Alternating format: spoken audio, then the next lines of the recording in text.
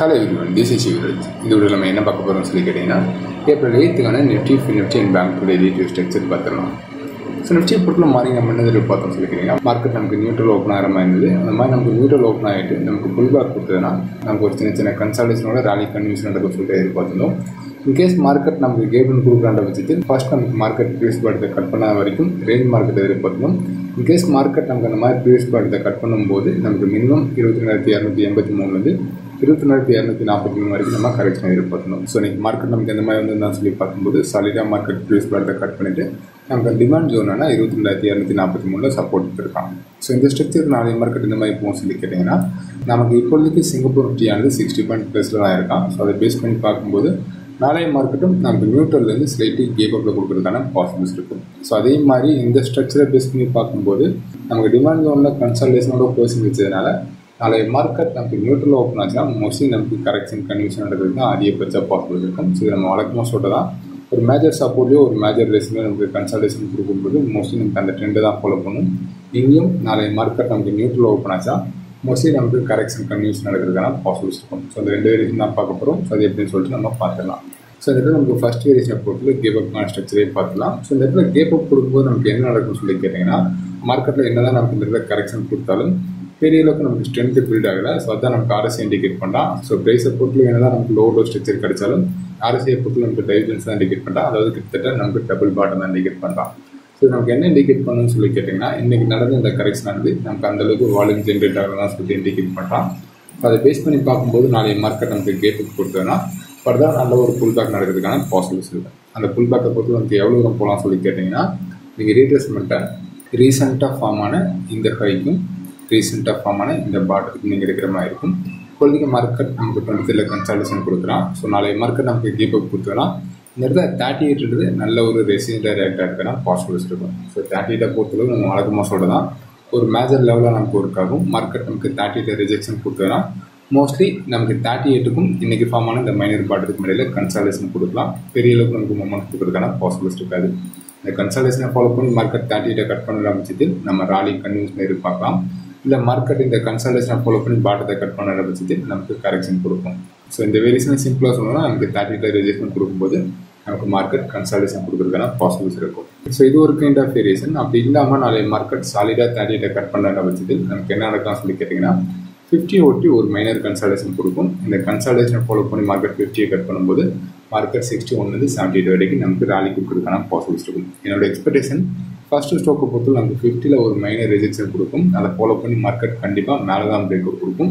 அதை பொறுத்தளவு நம்ம தாராளமாக 61 எதிர்பார்க்கலாம். இந்த இடத்துல 61 ரீச் பண்ணும்போது மார்க்கெட் ஒரு மைனர் கரெக்ஷன் கொடுக்கலாம். இந்த கரெக்ஷனை பொறுத்து நமக்கு எவ்வளோ தூரம் சொல்லி கேட்டிங்கன்னா இன்றைக்கி ஃபார்ம் ஆன இந்த பாட்டத்துக்கும் 61க்கும் ரீட்ரேஸ்மெண்ட் இருக்கும்போது மினிமம் 38 50 வரைக்கும் நமக்கு கரெக்ஷன் கொடுக்குறதுக்கான பாசிபிலிட்டிஸ் இருக்கும்.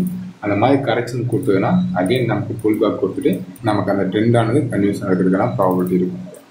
ஸோ இது ரெண்டுமே நமக்கு கேப்புக்கான ஸ்ட்ரக்சர். இந்த இடத்துல கேப்னு கொடுத்ததுன்னா என்ன நடக்குன்னு சொல்லிட்டு நம்ம பார்த்துடலாம். இந்த இடத்துல மார்க்கெட் நமக்கு கேப்னு கொடுக்கலான்ற வச்சுட்டு மோஸ்ட்லி அதை நமக்கு ட்ரெண்டாக ஃபாலோ பண்ணி கரெக்ஷன் கொடுக்கலாம். அதுக்கான மினிமம் டார்கெட்டை பொறுத்தது நமக்கு 38 22,122 இருக்கும். ஸோ அதுக்கான ஸ்ட்ரக்சர்ன்றது நமக்கு கேப் ஒன்று கொடுத்துட்டு மார்க்கெட் இன்றைக்கி ஃபார்ம் ஆன பாட்டம் அதாவது டிமாண்ட் ஒன்று கட் பண்ணும்போது நம்மளோட அடுத்த டார்கெட் 38 22,162 இருக்கும். ஸோ இந்த இடத்துல இந்த 38ம் நல்ல ஒரு சப்போர்ட்டாக ரியாக்ட் ஆகிறதுக்கான பாசிபிலிட்டிஸ் இருக்கும். மார்க்கெட் மோஸ்ட்லி நமக்கு 30 ரீச் பண்ணும்போது பவுன்ஸ் பேக் கொடுத்துட்டு மேலே போகிறதுக்கு அதிகபட்ச பாசிபிலிட்டிஸ் இருக்கும். அப்படி இல்லாமல் மார்க்கெட் இன்றைக்கி ஃபார்ம் ஆன மாதிரி இந்த கன்சல்டேஷன் 38லும் ஃபார்ம் ஆகிற பட்சத்தில் மோஸ்ட்லி ரெண்டு கன்வியூஸான கரெக்ஷன் இண்டிகேட் பண்ணும். இந்த மாதிரி கன்சல்டேஷன் ஃபார்ம் ஆச்சுனாவே அதை ஃபாலோ பண்ணி மார்க்கெட் அந்த பாட்டத்தை கட் பண்ணிச்சுன்னா நீங்கள் தாராளமாக ஷார்ட் போஸ்ட் எடுக்கலாம்.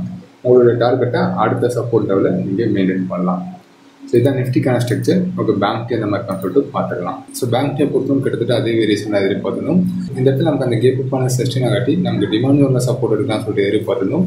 பட் மார்க்கெட் இந்த இடத்துல அந்த டிமாண்ட் ஒன்றையும் சாலிடாக கட் பண்ணிவிட்டு நமக்கு 50 சப்போர்ட் எடுத்துருக்கலாம். ஸோ இந்த இடத்துல நாளைய மார்க்கெட் எந்த மாதிரி போகலாம் சொல்லிக்கிறீங்கன்னா கேப் அப் கொடுத்தோன்னா இந்த இடத்துல ஸ்ட்ரக்சர் படி பெரிய அளவுக்கு புல் பேக் கொடுக்குறதுக்கான பாசிபிலிட்டிஸ் இருக்காது. ஃபார் ரீசன் சொல்லி பார்க்கும்போது மார்க்கெட் நமக்கு கிட்டத்தட்ட டபுள் பாட்டம் ஸ்ட்ரக்சர் கிடைச்சதுனால ஒரு மைனர் புல் பேக் கொடுத்துட்டு ஒரு ரேஞ்ச் மார்க்கெட் ஃபார்ம் ஆகிறதுக்கான பாசிபிலிட்டிஸ் இருக்கும். இந்த ரேஞ்சை ஃபாலோ பண்ணி மார்க்கெட் மேலே போகிறான்ற பட்சத்தில் நம்ம தாராளமாக ராலி கன்வியூஷன் எதிர்பார்க்கலாம். ஸோ ரீட்ரேஸ்மெண்ட்டை பொறுத்தல எந்த மாதிரி இருக்குன்னு சொல்லி கேட்டிங்கன்னா நீங்கள் இந்த மைனர்ஸுடைய கைக்கும் ரீசெண்டாக ஃபார்மான இந்த பாடத்துக்கும் இருக்கிற மாதிரி இருக்கும். இங்கேயும் கிட்டத்தட்ட அந்த ப்ரீவியஸுங்கிறது 23 தான் இண்டிகேட் பண்ணுறாங்க.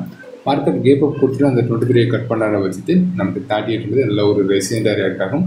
38 ரிஜெக்ஷன் கொடுத்ததுன்னா நமக்கு நிஃப்டியில் பார்த்தா அதே வேரியேஷன் தான் ஃபஸ்ட்டு நமக்கு கன்சால்டேஷன் ஃபார்ம் ஆகிற மாதிரி இருக்கும்.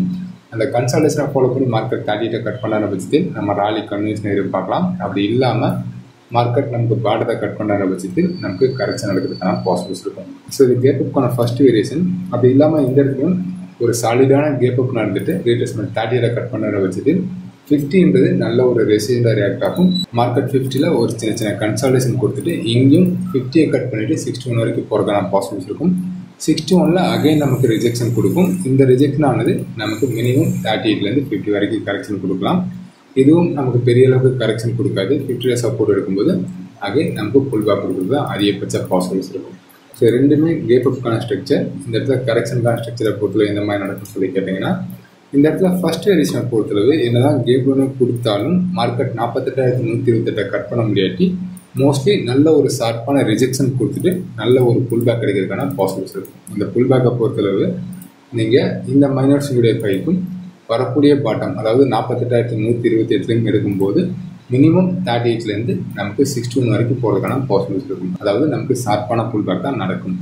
ஸோ இது கேப் ஒன்றுக்கான ஃபர்ஸ்ட் வேரியேஷன். அப்படி இல்லாமல் மார்க்கெட் கேப் ஒன்று கொடுத்துட்டு நமக்கு நல்ல ஒரு கரெக்ஷன் கொடுக்குறாண்ட வச்சுட்டு அதாவது 48,128 கட் பண்ணாண்ட வச்சுட்டு நம்மளுடைய அடுத்த டார்கெட் வந்து 47,992 இருக்கும். இதுவும் நல்ல ஒரு சப்போர்ட் தான். மார்க்கெட்டை நேரத்தில் ரிஜெக்ஷன் கொடுத்தாங்கன்னா நீங்கள் தாராளமாக 23 38 வரைக்கும் நீங்கள் புல் பேக்கே இருப்பாருங்க. அப்படி இல்லாமல் இந்த இடத்துல ஒரு சின்ன சின்ன கன்சால்டேஷன் ஃபார்ம் ஆகிறத வச்சுட்டு நீங்கள் தாராளமாக கரெக்ஷன் பண்ணி எதிர்பார்க்கலாம். நீங்கள் பிரேக் அவுட் என்ட்ரி எடுத்துகிட்டு உங்களுடைய டார்கெட்டை 38 வரைக்கும் நீங்கள் மெயின்டைன் பண்ணலாம். ஸோ இதுதான் பேங்க் நிஃப்டிக்கான ஸ்ட்ரக்சர். ஓகே, ஃபினிஃப்டி அந்த மாதிரி தான் சொல்லிட்டு பார்த்துடலாம். ஸோ ஃபினிஃப்டியும் நல்ல ஒரு கரெக்ஷன் கொடுத்துருக்கான். ஸோ இந்த இடத்துல நாளைய மார்க்கெட் ஆனது நமக்கு கேப் கொடுக்குறாண்ட பட்சத்தில் 78 நல்ல ஒரு சப்போர்ட்டாக ரியாக்ட் ஆகும். மார்க்கெட் 78 சப்போர்ட் எடுக்கிறாண்ட பட்சத்தில் நீங்கள் தாராளமாக ஒரு மைனர் புல் பேக் எதிர்பார்க்கலாம். அதாவது பேங்க்கில் எதிர்பார்த்த மாதிரி மினிமம் 38 61 வரைக்கும் நீங்கள் புல் பேக் எதிர்பார்க்கலாம். அப்படி இல்லாமல் மார்க்கெட் அந்த 78 கட் பண்ணாத பட்சத்தில் நம்மளுடைய அடுத்த டார்கெட் இதோடைய பாட்டமாக தான் இருக்கும். ஸோ ரெண்டுமே நமக்கு கேப் அப்புக்கான ஸ்ட்ரக்சர். இந்த இடத்துல கேப் அப் கொடுக்கறனால நமக்கு எந்த மாதிரி போகலாம் சொல்லி கேட்டிங்கன்னா, நீங்கள் இந்த ரீசெண்டாக ஃபார்ம் ஆன இந்த ஃபைக்கும் ரீசெண்டாக ஃபார்ம் ஆன இந்த பாட்டத்துக்கு ரிட்ரேஸ் பண்ணுங்க. மார்க்கெட் நமக்கு 23 கட் பண்ணும்போது 38 நல்ல ஒரு ரெசிடென்டாக ரியாக்ட் ஆகும். மார்க்கெட் 38 ரிஜெக்ஷன் கொடுத்தானா நமக்கு ரேஞ்ச் மார்க்கெட் ஃபார்ம் ஆகும். 38 கட் பண்ணாத பட்சத்தில் உங்களோட டார்கெட்டை 50 61 வரைக்கும் நீங்கள் கொண்டு போகலாம். ஸோ இதான் நாளைய மார்க்கெட்டுக்கான ஸ்ட்ரக்சர். இந்த வீடியோ டவுட் இருந்தால் கமெண்ட்ஸில் கமெண்ட் பண்ணுங்கள். வரக்கூடிய வீடியோக்கு பார்க்கலாம். Okay, thank you friends.